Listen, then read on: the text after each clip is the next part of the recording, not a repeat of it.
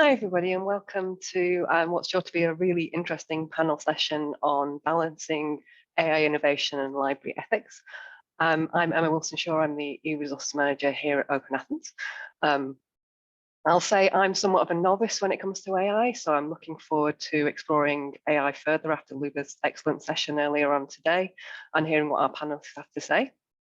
We have a range of questions for them to explore for around the next 30 minutes or so, and then we'll open the floor to audience questions. So feel free to post some questions in the Q&A as we go. I'm just going to allow our panelists to introduce themselves for a couple of minutes. So first on my screen is Luba, if you want to do a short intro, please. Sure thing. Hello, I'm Dr. Luba Purkova-Morgan, and I'm a research fellow at Leeds University. I'm currently based at the School of Earth and Environment.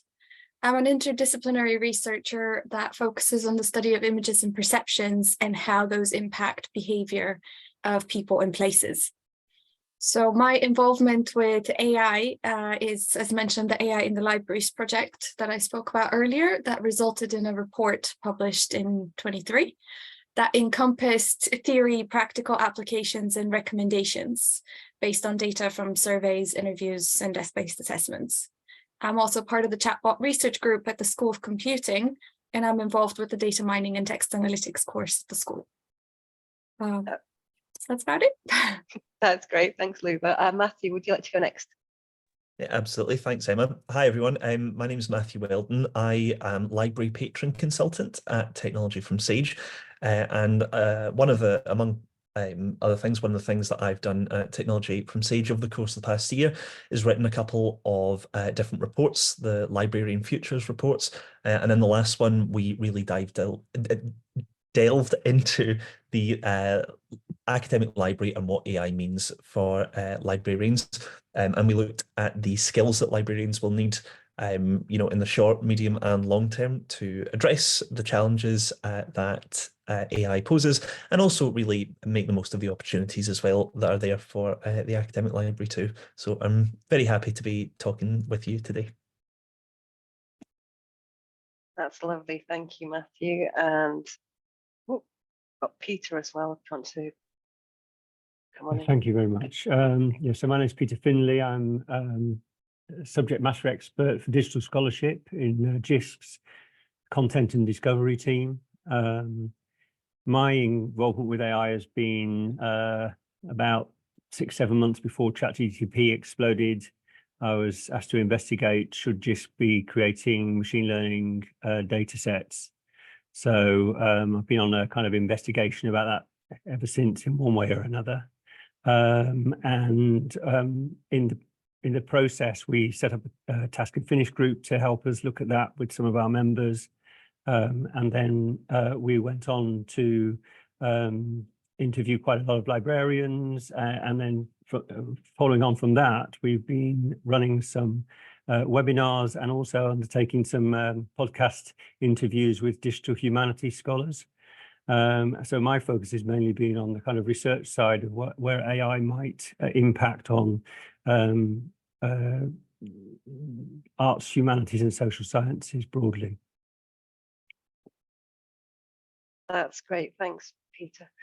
So we've got quite a few questions to go out. We'll see how we get on with time. The first one is quite a big question, so I'll leave it to you as to who wants to answer it. And probably just in the context you're working in, it's probably going to be enough. So basically, what's happening in AI right now? So maybe more specifically in libraries, education, research, maybe just in your corner of the world.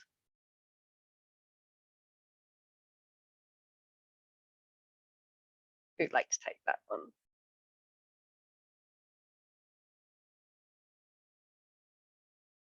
I'm happy to have a go. Sure. If that's okay, maybe we can all have a go. But yeah, so well, I think in my kind of domain, there's kind of two aspects. So I think librarians are quite interested. So there's three actually. So you've got the AI and students piece, which I haven't really been focusing on very much at all, but there is a lot going on. So in the UK, Sconnell, one of the library associations, ran a webinar which had a lot of participants, and that was looking at how librarians can support students with AI and also inform them more about obviously the issues and the ethics and the dangers of it. So there was a lot of thinking going on around that, in that sort of that side of library thinking. But in the research side, I think there's been a kind of slower progress, and many librarians are kind of still questioning, like, you know, to what degree do we really need to engage deeply with AI in that context, or certainly there's interest from, I think, from academics in using AI technologies and so in their research, and that's been going on for a very long time. So there's been a lot of you know, text and data mining, and then, you know, the natural language processing and so in humanities research, and in digital humanities. So that's a kind of area which is just, you know, it's been kind of gently expanding over quite a long time, maybe even over sort of like the last 15 years.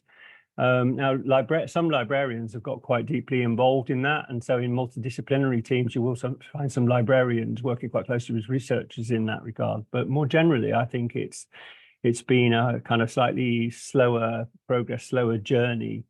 In terms of the podcast that we ran, I think librarians feel that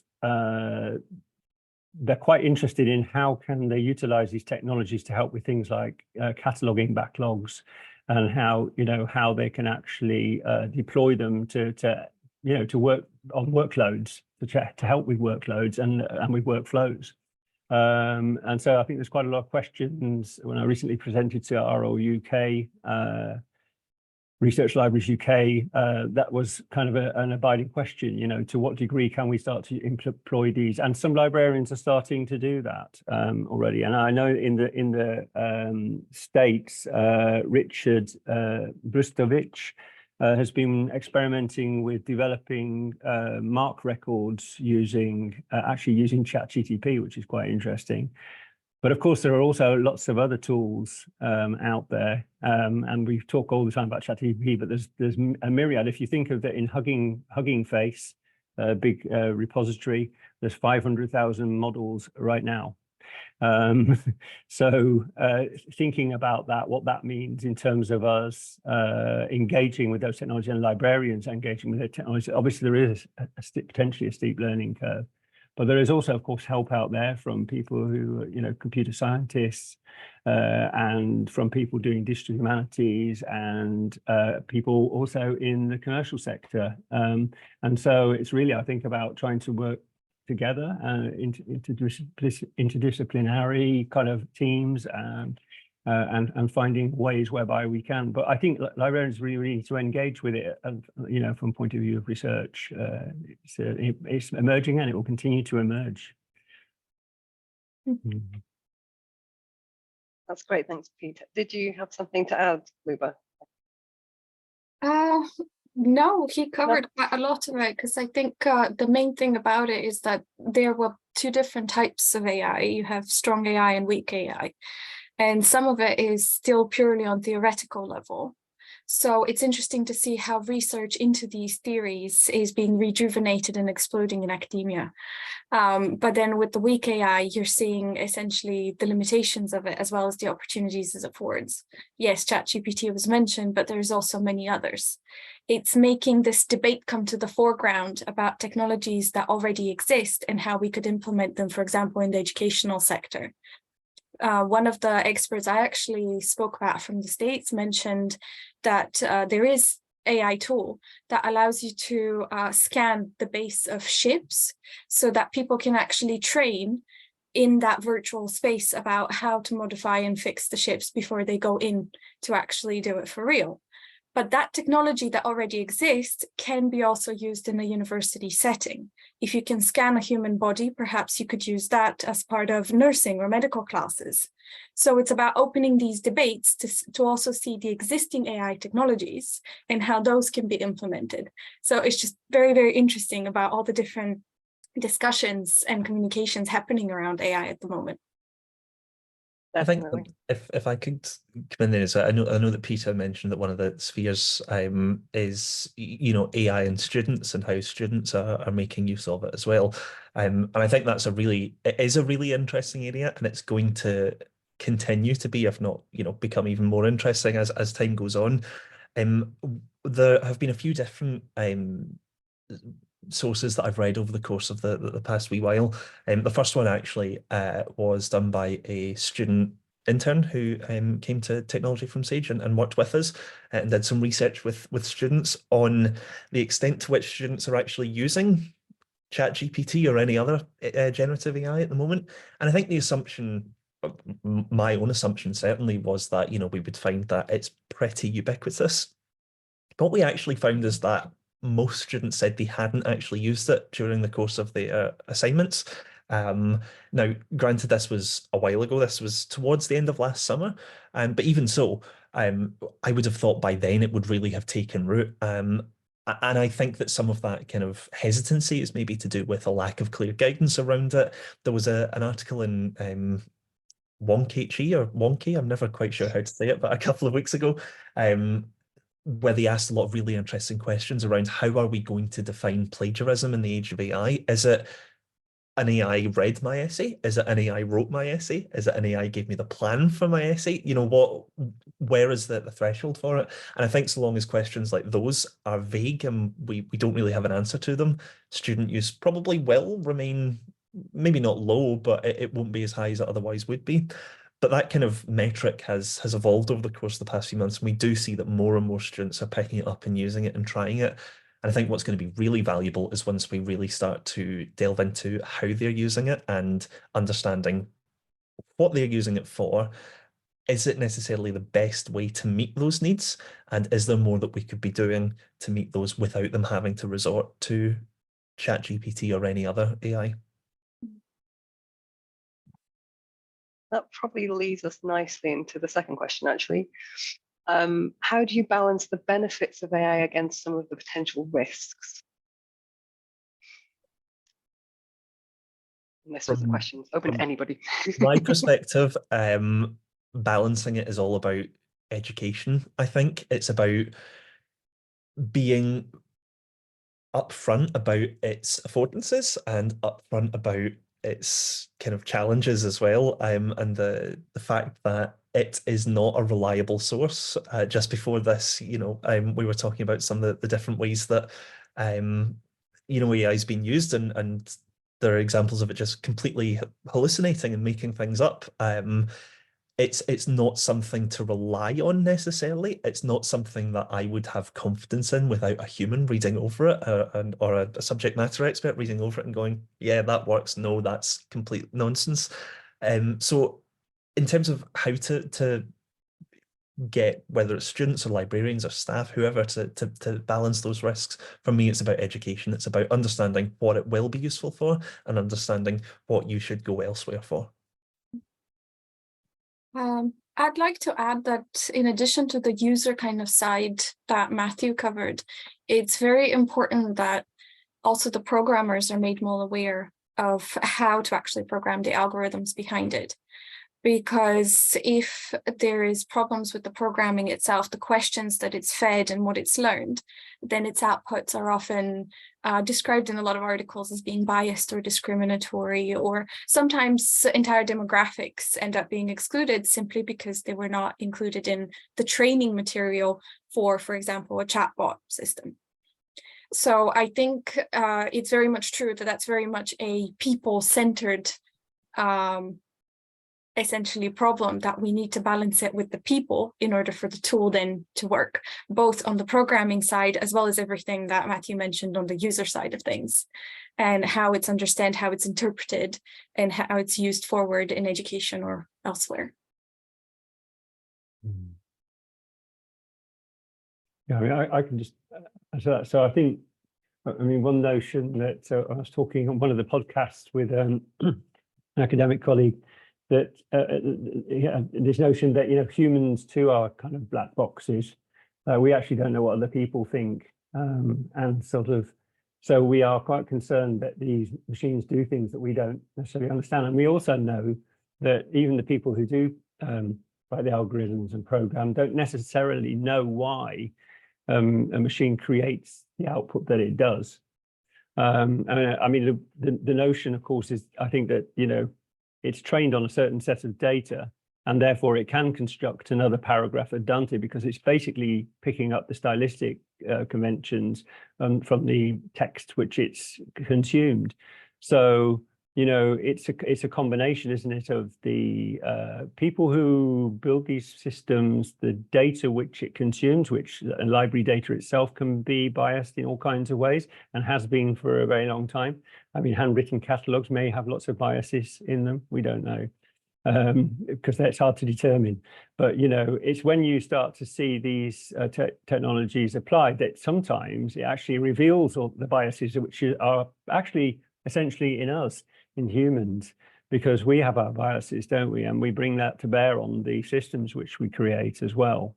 So I think it's, I totally agree, it's really essential to have the people right in the middle of that. And Matthew too, you know, it's that's got to be it, hasn't it? It's got to be a combination of machines with people. And anybody who conceives that differently has a rather strange concept from my point of view, because that's where surely our endeavors are for, to improve learning, to improve research. So that's kind of where the focus should be. And I think that technologists, commercial companies do have concerns about these things as well. I think we get this notion that, you know, everybody in Silicon Valley is just carte blanche, couldn't care less about those things. But I think that there are people who are quite concerned. Some people ask the question then, well, why develop technologies where you're quite concerned? But, you know, that's the thing. The internet could create a lot of concern, didn't it? It still does, actually. And it's in everybody's lives. I mean, I remember doing a talk when I was doing a publishing course way back in '96, something like that. And I suggested that the internet would actually change everybody's life. And the kind of people laughing in the room, you know, and that publishing would all move online and so all that, you know, and well, it hasn't entirely, but it's you know, it's and of course that's another thing is that, you know, we have a mix of hard copy books still in the world, and we, you know, we also have the electronic versions as well. So it's not necessarily always that clear cut between like it's going to be like this. We don't know. I think, you know, these things are developing, and our thinking about it is developing continuously as well. Yeah, exactly. I think actually that nicely leads on to a question that we have for Luba around how users might be able to increase their understanding and knowledge of AI technology and how it might benefit. So I guess where to go to learn more, how to learn more.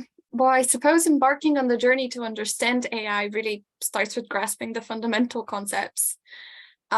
Things about how it works, why it works. Machine learning and neural networks are also a pathway in to utilize online resources and also beginner-friendly courses to initiate the learning process. There's a lot of platforms out there like Coursera or EDX that offer easy-to-follow online courses like Introduction to AI that allow you to learn at your own pace. There's also countless YouTube videos of people trying to pull it apart and have their own spin on what AI is. Additionally, there's lots of books authored by AI experts, such as Artificial Intelligence: A Modern Approach, or to watch many videos that are available, documentaries about biases in platforms. There's even a Netflix documentary that recently came out that's been often quoted to enhance the comprehension of AI concepts. Also, I suppose to foster a more deeper understanding, you could engage with AI communities or forums, connect with like-minded individuals, ask questions, and share your thoughts to learn from others.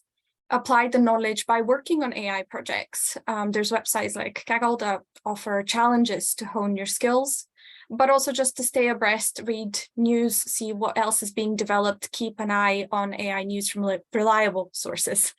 So things like newsletters and tuning into podcasts. Consider taking specialized courses in language processing or programming. You could also attend AI meetups, and there's many events, some of which have already been mentioned from various panelists and in our discussion actually backstage. But also explore AI in different fields. So yes, in education, but also in healthcare, finance, and to see the real world impact and see how that knowledge of how it's used in a different field could be applied to the field in which you are. But also, as mentioned earlier, to delve into the ethical aspects, contemplating the positive and negatives, including just keeping in mind that AI is dynamic, it's continually evolving, that brings its own challenges.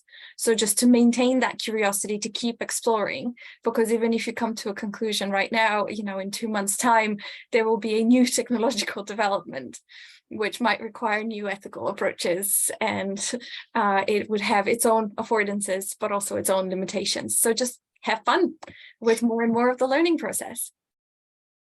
That's excellent, Luba. Plenty of places for people to start, I think, there. Actually, will probably lead into the next question, which we have from Matthew. That's kind of a general run through of all the places you might want to start learning, but specifically, what would librarians need to upskill? What skills would librarians need to move forward in AI? Yeah, I think that's a really big question, and a lot of the skills that librarians are going to need, A, won't necessarily be specific to librarians, or B, won't necessarily be specific to AI. There's going to be a lot of crossover in a lot of different regards, and I think it's important as well to kind of, just for me anyway, set the context here that I'm not a librarian. I work with librarians all the time. I care very much about the academic library, but it's not for me to sit here and say this is what you need to work on. But what we can do is draw, I think, from some of the data that we've collected. There's a great quote in a report in part 3 of a report last year from an academic librarian in the States, about defining our role. How do librarians want to define their role? Because if they don't, then it's going to be defined for them, which I think is not what anyone wants. So we threw that over to librarians. We said to them, what do you think, in response to, not just in response to AI actually, what do you think just broadly are going to be the essential skills to develop in the short, medium and long term? And so what we found was that really just about 35% of patrons, 35% of librarians, when we asked them, felt they had the skills to answer patron questions about generative AI. So the majority of them didn't feel confident in doing that. So the skills that they saw as important to develop to address that sort of thing was 90% of the librarians that we surveyed thought that digital literacy was going to be absolutely crucial to develop in the short term. So better digital literacies were going to be important, as well as critical thinking. Critical thinking being I think the next most popular category, just below digital literacy. But then in terms of, so those are the skills that are really important in terms of dealing with AI, but in terms to bring those skills to bear for students to sort of, engage students with that, skills in student and academic outreach are also going to be really important to develop, because again, when we go back to the data that we've collected, a lot of librarians feel really able to help patrons, but a lot of patrons don't fully appreciate the range of services and support that's available to them through the library. So developing those skills in terms of letting patrons know, you can come here, we can help you, we can work through things, in partnership with you, that's going to be really important. And then kind of broadly off the back of that as well, marketing skills. A lot of librarians saw marketing skills as something that was going to be really important to develop in the future. And that, I think, comes back to that, improving the outreach and, making students more aware of the skills that are there. And just the last thing that I'll say on that as well is that one of the things that I think is important for anyone to develop in any role that they're in, really, is that being able to advocate for your own upskilling, which is in and of itself a skill, being able to make the case for why it's important, why it's something that is worth investing in. And one of the challenges that we saw, or the 3 challenges we saw actually, when we asked librarians what the difficulties they face in upskilling are, is budget, time and resources. They are the 3 things that are most difficult to get. And so being able to better advocate for oneself and one's kind of upskilling, hopefully would we would see that lead to you know, those three things being more readily available. So that's I think a kind of as thorough as I can do in a few minutes, an accounting of the skills that would be needed in the age of AI. Yeah, I think those are some excellent places to start for librarians, certainly. We have another one that's probably quite a big question. We were talking about this one earlier as well. In terms of, I guess, practical examples, does anybody in the panel have kind of a practical example about how either you or your end users are currently benefiting from AI? I guess in your work, or you're seeing students or colleagues, or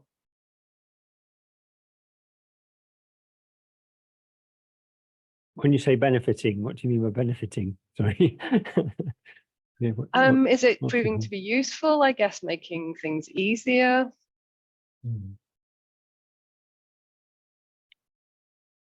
We were talking earlier about kind of being able to think. I mean, I don't use AI.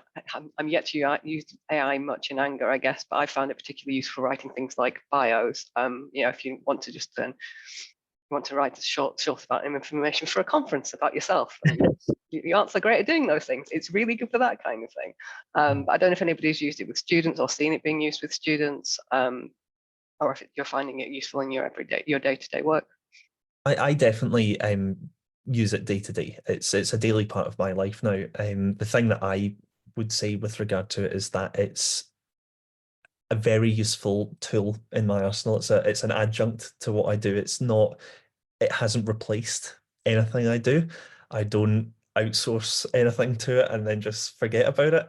If I'm using it, I'm using it for this is something that, you know, I only use it when I've thought about, is this something actually that there is there is going to be a benefit for? It's not just using it for the sake of things. So yeah, stuff like writing bios, that's something it can do. You know, I have a little description of myself that I've got, and I'm like, yeah, can you reword this, or is there anything that you would, you know, you would rephrase? Sometimes tone checking emails can be really useful if you like, I want to just make sure that I've got that right, or is this clear? It's useful for that. Something that I did do, you know, recently as well was I'll hold my hands up and say I don't have a great brain for numbers or data. It's not something that comes easy to me.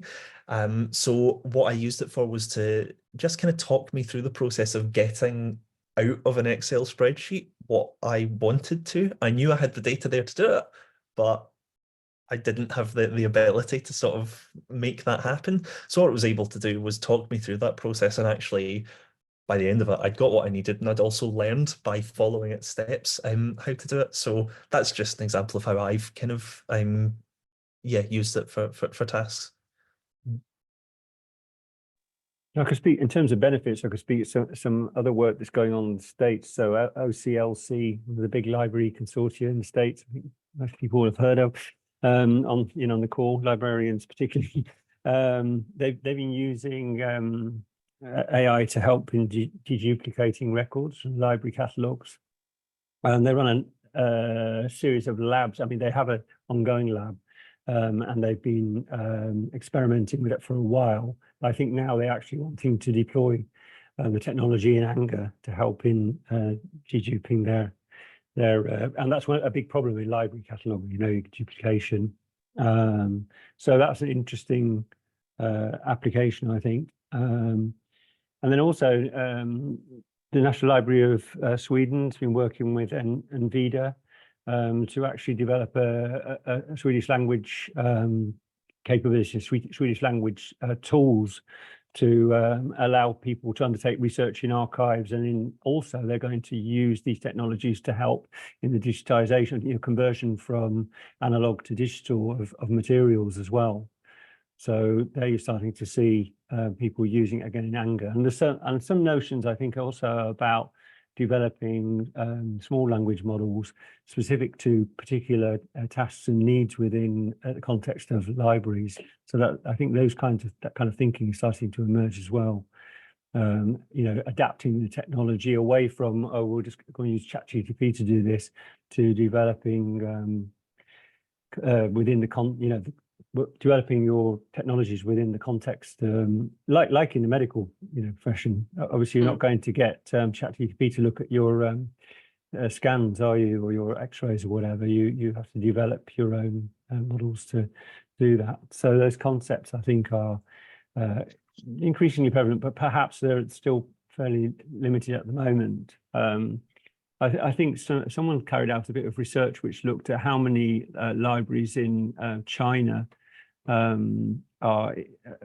engaged with and have strategies for the use of and deployment of AI, and that's 88%. In the UK, at the moment, they found it hard to actually identify many libraries or many institutions actually that had very specifically AI strategies, although people do have strategies more generally about digital transformation and so forth, which, these kind of technologies do get mentioned in, obviously. But I think that's quite telling and interesting. I do know that Leeds last year produced a strategy for working with AI in the library context and in also to support researchers as well. So that's interesting moves in that regard, but it's still fairly low key at the moment. But positive, I think, that people are engaging, thinking about these things. I'd like to hop in that to say that there's also a problem of perception there, which I think also accounts for the great disparity between the studies in China and, for example, in the UK. Because there were studies in the UK and in America which showed that librarians often didn't identify things as AI if they were only using AI in the background. But there are tools built on AI. Yeah. Certain people didn't even see chatbots as AI. While if you have a different kind of education and perspective on what AI is, and you identify all aspects of AI, whether in the background or not, and you're aware of them, then your responses might be tailored to much more say we're using more of it, it's more involved. Of course, in Asia, there are stories of, little robots that go around the library and bring books, but not every library has that. That was part of the Chinese study that said we use AI. So sometimes it is really a matter of perception and the fact that there isn't really quite a shared definition of what exactly are the AI tools in the library setting that currently exist. So that's kind of, it accounts for some of the disparity of views.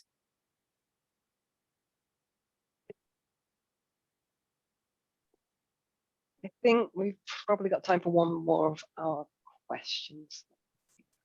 Get to. So probably one for you, Luba. What do you think are the educational impacts of AI technology? Well, AI is changing education in quite a lot of different ways. It is making learning more personalized. It's helping, for example, to adapt to students' unique needs and pace. Think of it a bit like having a personal tutor that gives you instant feedback and helps with tricky subjects. But unfortunately, that tutor is more of a tutor with a pint of beer in a pub. So you do have to be a little bit kind of cautious about listening to them speak. They have expertise, but they're also a pint or two in. Teachers also benefit from AI tools that make their jobs easier, like grading papers and keeping track of student progress.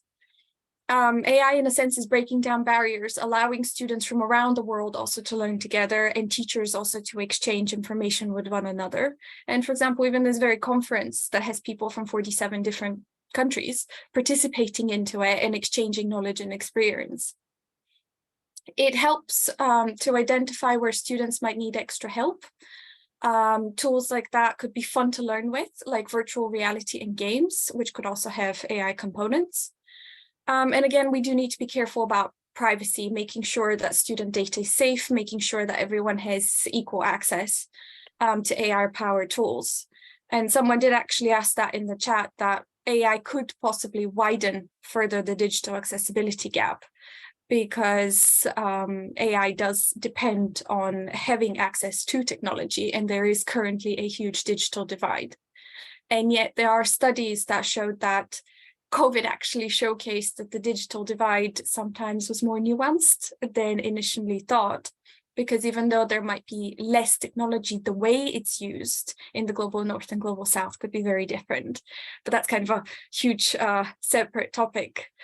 So kind of just to mention that despite the challenges, I think AI has the potential to make education more exciting and effective for everyone, as long as we keep remembering that it is a tool made by people for people. And at the end of the day, it's really about how well people understand and can use that tool in the learning environment. But there's also one more thing that I just briefly want to mention, and it's about the current AI debates occurring and what they say about the educational impacts of AI tech.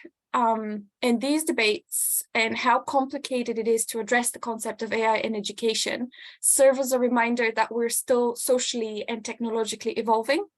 Our comfort zones are being challenged and our worldviews are being shook.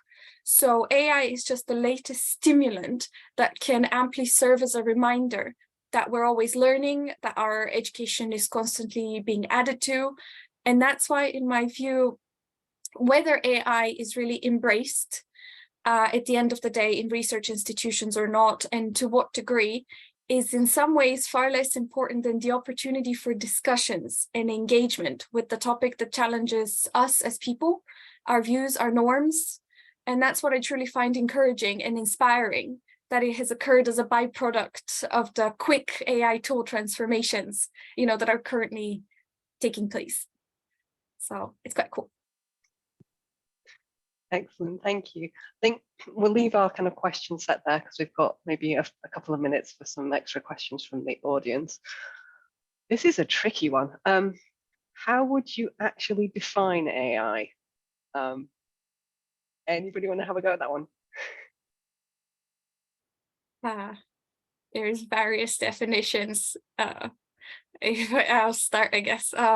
But AI is not a new concept. It's very, very old. And there is actually a really nice definition by Sandy Herveau that tries to incorporate as many of the different aspects of its intellect, its evolution, the fact that it is humanly programmable and therefore not autonomous.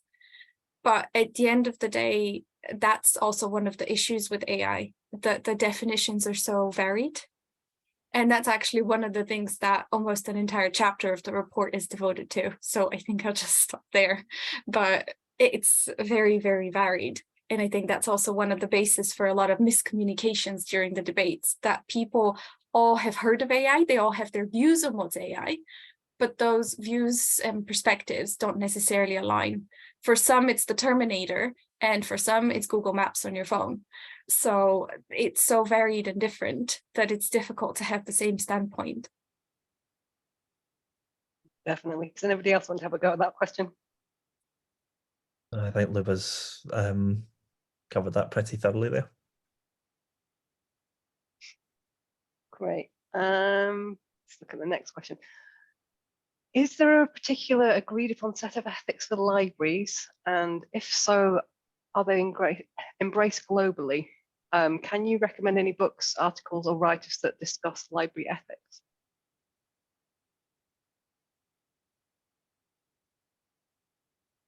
Well, they're certainly not embraced globally, I don't think.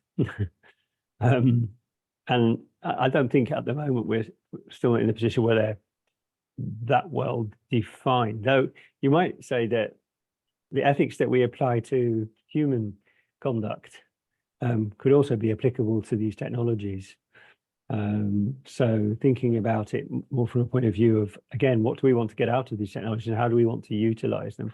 I mean, I was just thinking about the question about defining AI. It's really obviously difficult, and there are dictionary definitions and people have made various attempts, but I think this is all about information in one way or another, and the way we as humans utilize information in our communication, in our learning, in our political endeavors, all those kinds of things. So, and the ethics that we bring to bear there, we should consider when we're applying them to, or consider applying them to technology in equal measure. So It's really for human beings to agree amongst ourselves how we want to proceed with these technologies and how we want to utilize them. So these, as I said, some people have these notions that, oh, I'm working on this this tool which could wipe out humanity. Well, the question then would be, well, why are you working on such a tool, and how might you do that differently? And how might you conceive of that differently? And if you put it in an educational context, and remembering, of course, that many of these technologies did develop in universities first, including the first one, I think was it at Princeton, the first AI meeting back in the 50s. I can't, sorry if I got the institution incorrect, but many of these technologies emerge out of our learning and thinking. And our universities, most of the people that get jobs in industry, of course, have been through universities. So we have an awful lot of opportunity to influence how we think and conceive of these. Maybe the first question people should ask is, why should I use them? Why should I use these technologies? Why am I using them? And when I'm using them, what's happening? So that critical thinking and learning, it's really down to, I think, learning, which I think Luba and Matthew have said. It's learning and gaining skills and critical thinking about what you're doing and why you're doing it. I don't know if that answers the question, but it's a very big question. It's a good answer. The next question is possibly a slightly easier one. Somebody was asking about the report, Matthew. So I don't know if we can drop that into the chat. Yeah, no, I'll pop that in the chat. It's Librarian Futures Part 3, the librarian skills landscape. So I will put it in the chat for everyone, where it'll be a lot clearer than what I tried to just say. But that's great, thank you. And another, it's more of a statement than a question, I guess. How do colleagues suggest using AI for generating alt text for images? But they haven't yet tried that. So I don't know if anybody has tried this on the panel, if it's something we can point folks to. Well, I can just say that this is one of the big problems of using AI to generate kind of alt text for images. It's that often images rely on what you see. So if it's a symbolic image, then it's pretty good at interpreting, if it's an arrow telling you to go left or right. But when you get to images that have multiple layers of information that are based in social context, that are based in other forms of interpretation, that's where AI fails. That's why very often when you try to use image generators and you're asking it, for example, to have swordman riding a panda through the sea trying to slay a dragon, it's pretty good at doing images like that because it just uses the very basics of some swordsman, some dragon on a sea. But if you ask it, for example, to create a helix that just alternates colors up its spine, it's unable to do that. It will give you all sorts of crazy interpretations of that without actually being able to generate anything near what you're looking for because it doesn't really understand. So I think that's one of the things that we've also mentioned previously in this discussion, that it is a tool that unfortunately it's not yet as developed as perhaps people are hoping to, despite the hype around things like ChatGPT, around image creators. So it's still not quite there yet. The only thing I might add to that as well is that I think that just touches on what John had asked about the digital accessibility divide. And if AI was able to accurately 100% of the time interpret images and give them really great alt text, then that would pretty unequivocally be sort of addressing that digital divide. Or the accessibility divide. I don't believe, like Luba's just said, that actually AI will be able to do that. It won't. It will get it wrong a certain amount of the time. And yeah, that might save some members of staff time whenever they're trying to, instead of devoting that to writing out alt text, they get an AI to do it, and there's a sort of, let's be generous and say maybe a 10% error rate. But I would argue that an error rate like that is it's not acceptable when it comes to making your teaching more accessible. Accessibility is a fundamental aspect of education. It should be accessible to all. And if AI is getting that wrong, even just 10% of the time, then that's fundamentally creating an inaccessible experience for some. So it's not again, it may be a useful adjunct. It may be a useful tool to use when doing things like alt text, but it probably can't and probably shouldn't replace people in that process. Yeah, I think we had a lot of conversations over the course of the day about kind of having people at the end, beginning at the end of the process to kind of make sure it actually does what we need it to do. I think from an ethics point of view, of course, people are right in there at the beginning as well, because many AI companies have depended on people to do labeling and cheap labor to do that all around the world. So humans have been in the loop, but sometimes also exploited in the process. And of course, we haven't even started to talk about the energy requirements that there's going to be for the new models as they emerge, not just the ones now, which are already churning heavily, including what we're doing right now.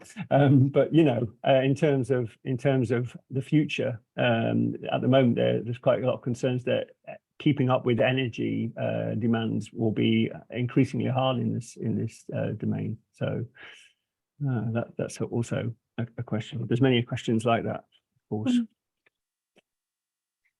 What I will say is we are probably about to run over. It's a very big question to answer in a very small amount of time. I do know there's one outstanding question about diversity and conferences, and I think that's something that we need to take offline, I think, and address. But I'd like to thank the panel today for some amazing chat. There's probably going to be a lot more conversations going on about this in weeks, months, years to come, but thank you for your time. I think I'm handing over to John just to sum up now.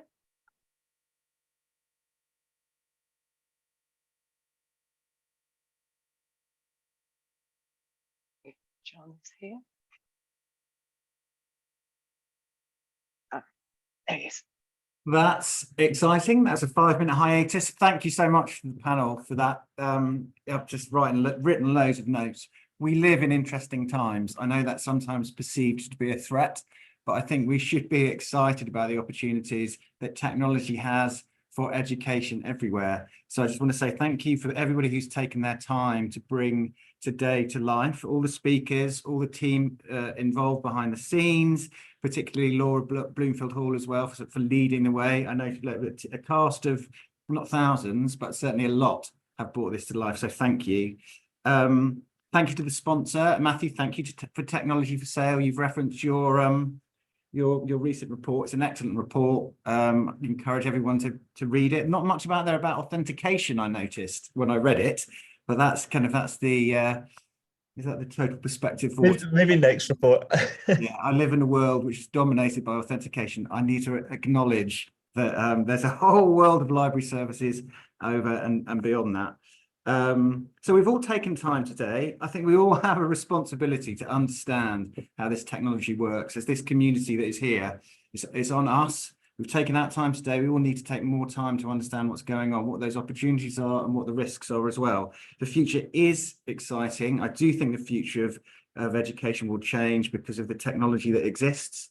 And I think we have to seize those opportunities responsibly. And I think it's through communities like this and discussions like this that make that more probable. So thank you for everybody who's participated. Go away, scratch your head. These recordings, this content, these reports, it's all accessible. It's all there for us to take that moment to step forward and actually learn some new stuff. And I think that's what I've taken away from today. I've got a lot of reading. I've got a lot of learning to do, and I'm looking forward to it. So thank you, everybody. Enjoy the rest of your afternoon, evening, or morning, wherever you are in the world. So bye-bye, everybody.